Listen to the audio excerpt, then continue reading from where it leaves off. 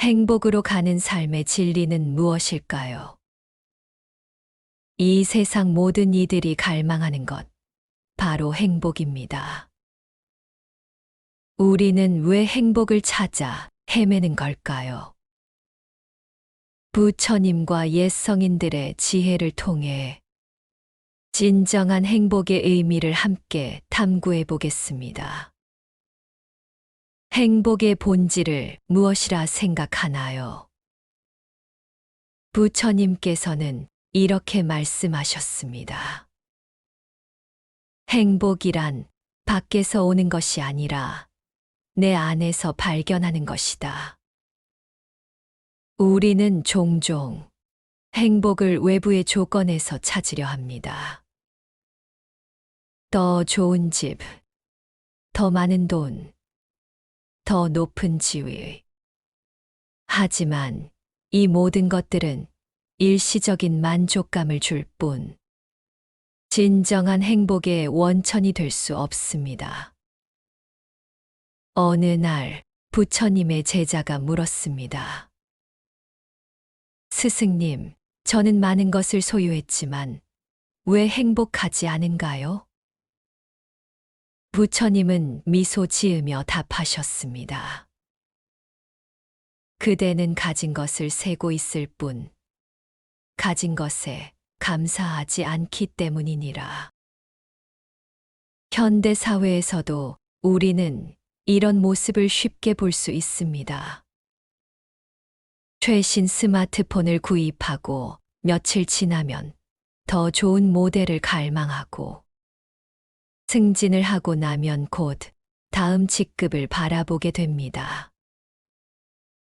이런 끝없는 욕망의 사이클은 우리를 진정한 행복에서 점점 멀어지게 만듭니다.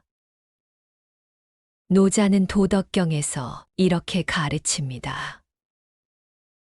만족을 아는 사람은 비록 가난해도 부유하고, 만족을 모르는 사람은 비록 부유해도 가난하다. 한 부유한 상인이 노자를 찾아와 물었습니다. 저는 많은 재산을 가졌는데도 왜 늘 불안하고 행복하지 않을까요? 노자는 빈 그릇을 들어 보이며 말했습니다. 이 그릇이 비어 있기에 무엇이든 담을 수 있소. 당신의 마음은 욕심으로 가득 차 더 이상 행복을 담을 공간이 없소이다. 진정한 행복은 우리 내면의 평화와 만족에서 비롯됩니다. 외부의 것들은 덧없이 변화하지만 내면의 평온은 영원히 우리와 함께합니다. 티베트의 한 수도승은 이렇게 말했습니다. 가장 부유한 사람은 가장 적게 필요로 하는 사람이다. 우리가 필요로 하는 것이 적을수록 우리는 더 자유롭고 행복해질 수 있습니다. 이것이 바로 내면의 부유함이며 진정한 행복의 시작입니다. 그럼 그런 집착에서 어떻게 벗어날 수 있을까요? 부처님께서는 집착이 모든 고통의 원인이라고 가르치셨습니다. 만일 너희가 고통을 벗어나고자 한다면 집착을 놓아야 한다. 집착이 없는 곳에 고통도 없느니라. 우리는 가진 것을 잃을까 두려워하고 갖지 못한 것을 얻으려 애씁니다. 이러한 집착의 굴레에서 벗어날 때 비로소 진정한 자유와 행복을 누릴 수 있습니다. 옛날 인도에 한 왕이 있었습니다. 그는 황금 왕좌, 화려한 궁전, 아름다운 왕비를 가졌지만 늘 불안에 시달렸습니다. 어느 날 그는 부처님을 찾아가 물었습니다. 저는 왜 이 모든 것을 가졌는데도 불안한가요? 부처님께서 답하셨습니다. 왕이여, 당신은 가진 것을 잃을까 두려워하고 더 많은 것을 얻으려 애쓰기 때문입니다. 마치 손에 쥔 모래처럼 꽉 쥘수록 더 많이 빠져나가는 법입니다. 현대인들도 이와 같은 고민을 안고 삽니다. 직장을 잃을까봐 불안해하고 연인과 헤어질까봐 두려워합니다. 하지만 이런 집착은 오히려 우리가 두려워하는 결과를 초래하곤 합니다.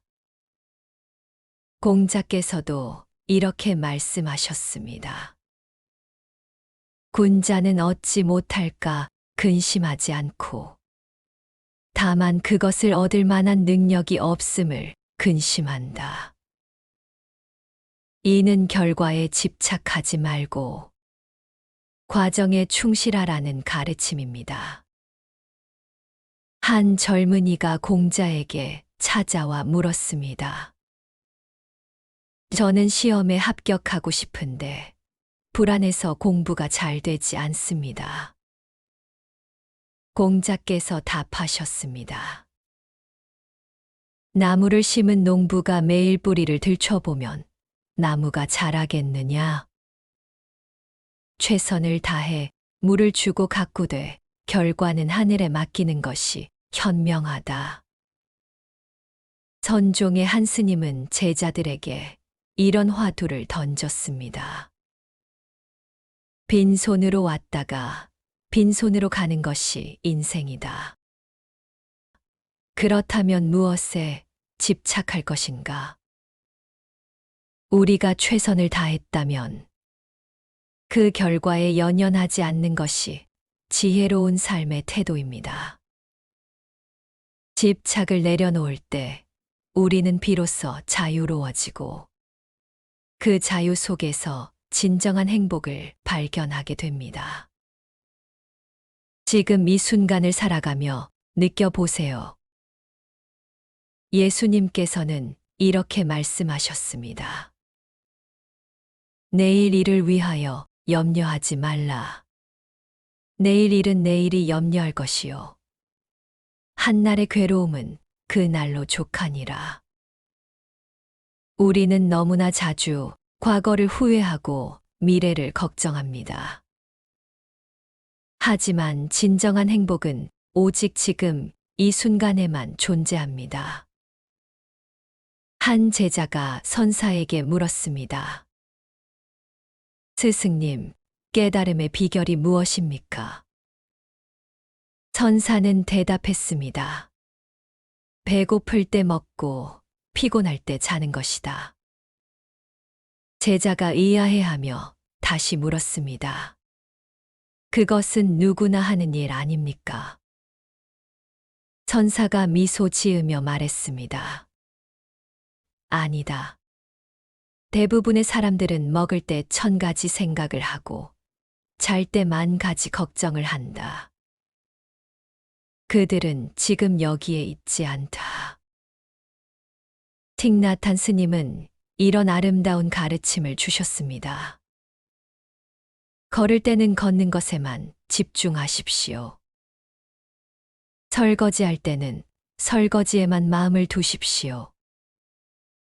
이것이 바로 명상이며 행복입니다. 부처님께서도 말씀하셨습니다. 과거를 쫓지 말고 미래를 기다리지 말라. 과거는 이미 지나갔고 미래는 아직 오지 않았다. 다만 현재의 순간을 있는 그대로 보아라. 현대인들은 스마트폰을 보면서 밥을 먹고 TV를 보면서 대화를 나눕니다.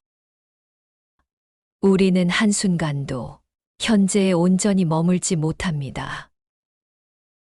하지만 행복은 바로 이 순간, 이 호흡, 이 걸음 속에 있습니다. 일본의 다도 정신에서도 이런 가르침을 찾을 수 있습니다. 일기일회, 이 순간은 일생에 단 한 번뿐인 만남이다. 매 순간을 처음이자 마지막인 것처럼 소중히 여길 때 우리는 삶의 아름다움을 발견하고 작은 것에서도 큰 기쁨을 느낄 수 있습니다.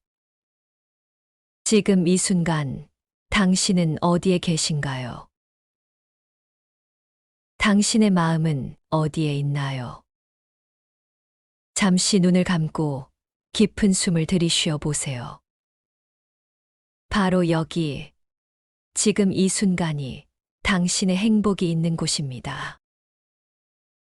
감사의 마음을 내어 보세요. 행복해집니다. 에픽테토스는 이렇게 가르쳤습니다. 행복은 우리가 가진 것에 있지 않고 우리가 가진 것에 어떻게 반응하는가에 달려 있다.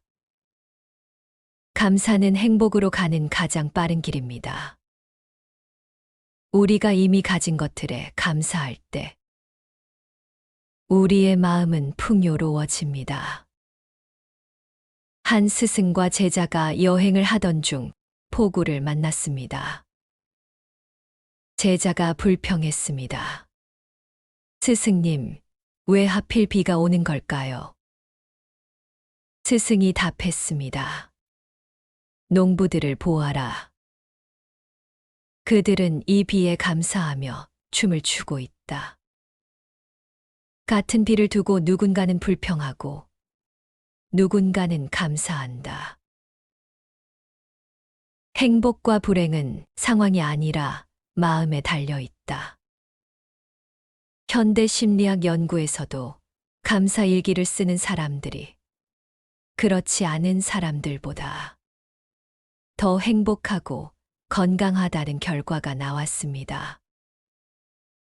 매일 3가지씩 감사한 일을 적는 것만으로도 우리의 뇌는 긍정적으로 변화합니다.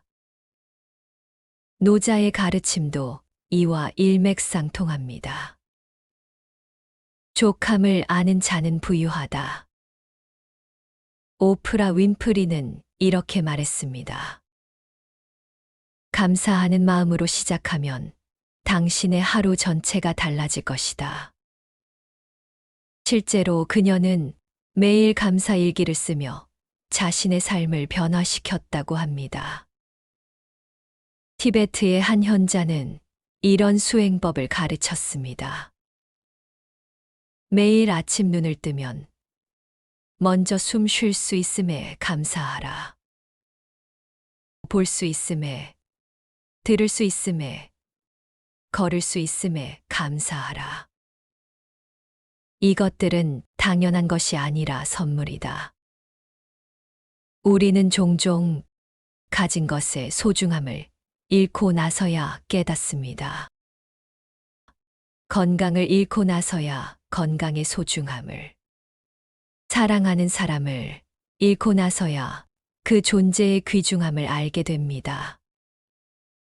지금 이 순간 당신은 무엇에 감사할 수 있나요? 따뜻한 햇살, 시원한 바람, 사랑하는 가족. 아니면 단지 살아있다는 사실 자체에 감사는 연습입니다.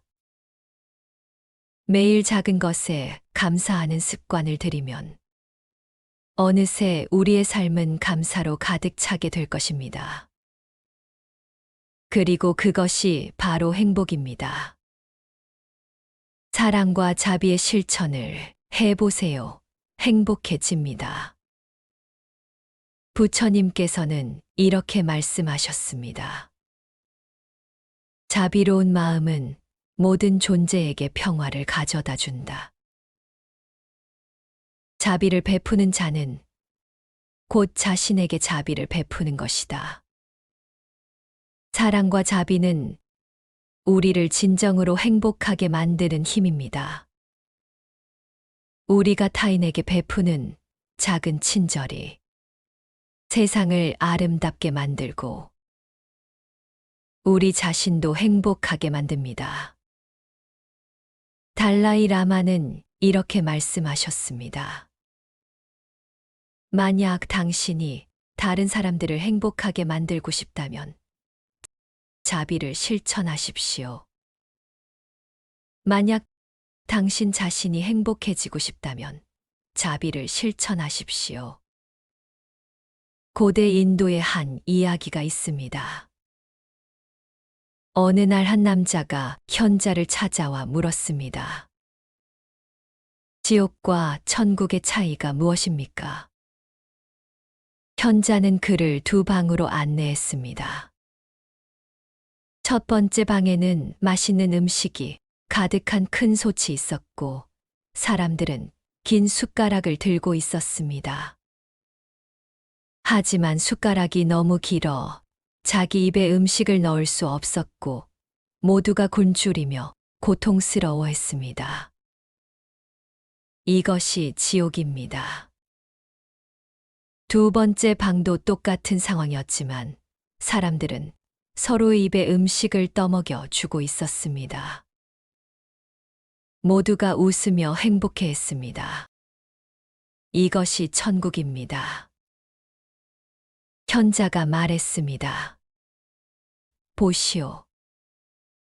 조건은 같지만 서로를 돌보는 마음이 천국과 지옥을 가릅니다. 마더 테레사는 이렇게 말했습니다. 우리는 위대한 일을 할 수 없습니다. 다만 작은 일을 큰 사랑으로 할 수 있을 뿐입니다.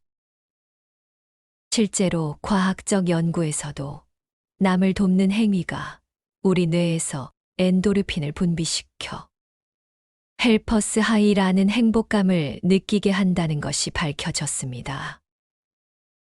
성 프란체스코의 기도도 이를 잘 표현합니다. 저를 평화의 도구로 써주소서. 미움이 있는 곳에는 사랑을, 상처가 있는 곳에 용서를, 의심이 있는 곳에 믿음을 심게 하소서. 위로받기보다는 위로하고, 이해받기보다는 이해하며, 사랑받기보다는 사랑하게 하소서. 우리는 줌으로써 받고, 용서함으로써 용서받으며, 자기를 버리고 죽음으로써 영생을 얻기 때문입니다. 사랑을 베풀 때 우리는 진정한 의미의 풍요로움을 경험하게 됩니다. 작은 미소, 따뜻한 인사, 진심 어린 칭찬 하나가 누군가의 하루를 어쩌면 인생을 바꿀 수 있습니다. 오늘 당신은 누구에게 사랑을 베풀 수 있을까요? 부처님의 마지막 가르침은 이렇습니다. 모든 것은 변화한다. 게으르지 말고 부지런히 정진하라. 행복은 멀리 있는 것이 아닙니다. 지금 이 순간, 우리가 가진 것에 감사하고 사랑과 자비를 실천하며 집착을 내려놓을 때 행복은 우리 곁에 있습니다. 톨스토이는 이런 이야기를 들려줍니다. 한 왕이 세 가지 질문에 대한 답을 찾아 헤맸습니다. 가장 중요한 시간은 언제인가? 가장 중요한 사람은 누구인가? 가장 중요한 일은 무엇인가? 오랜 방황 끝에 한 현자가 답했습니다. 가장 중요한 시간은 지금입니다. 가장 중요한 사람은 지금 당신과 함께 있는 사람입니다. 가장 중요한 일은 그 사람에게 선을 베푸는 것입니다. 이것이 바로 행복의 비밀입니다. 노자의 말씀으로 오늘의 이야기를 마무리하겠습니다. 천리 길도 한 걸음부터 시작된다. 행복한 삶을 향한 여정도 마찬가지입니다. 오늘부터 한 걸음, 한 걸음, 감사와 사랑의 발걸음을 내디뎌 보시기 바랍니다. 여러분 모두의 삶에 평화와 행복이 가득하기를.